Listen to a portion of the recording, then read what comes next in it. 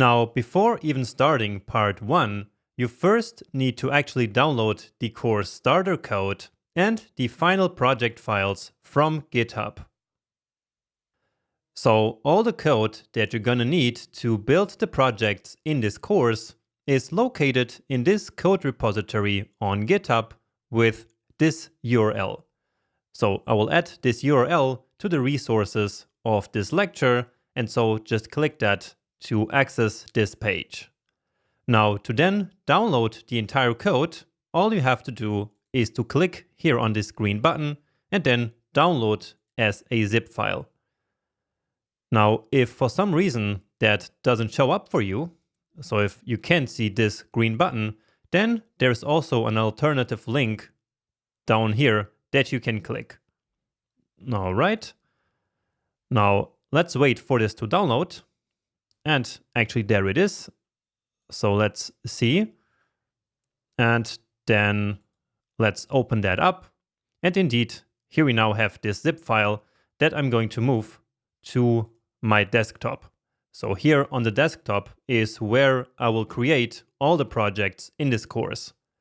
So on macOS, you can just extract this by double clicking, and on Windows, you just right click, and then somewhere you will find the option of extracting all files.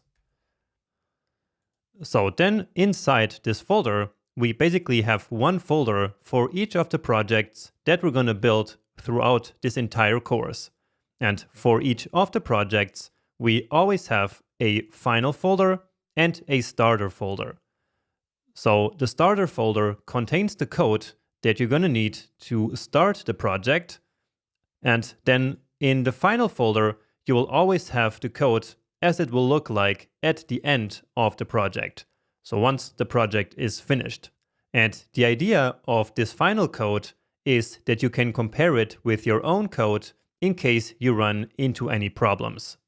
So each time that you find a bug that you cannot fix on your own, then the best thing to do is to compare your code with the code from the final files. So with the files that are here in each of the final folders in each project. Now here in the repo, I also have another branch, which is this updates and fixes branch. So this is where I will place any important bug fixes that I didn't catch in the videos in the future. But don't worry too much about this one.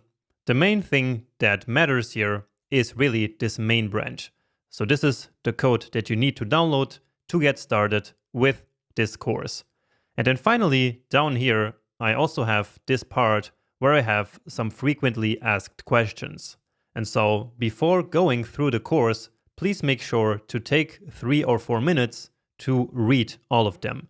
And you can also then see here the final versions of all of the main course projects. Okay, and with this, we are now finally ready to move on to part 1 of the course.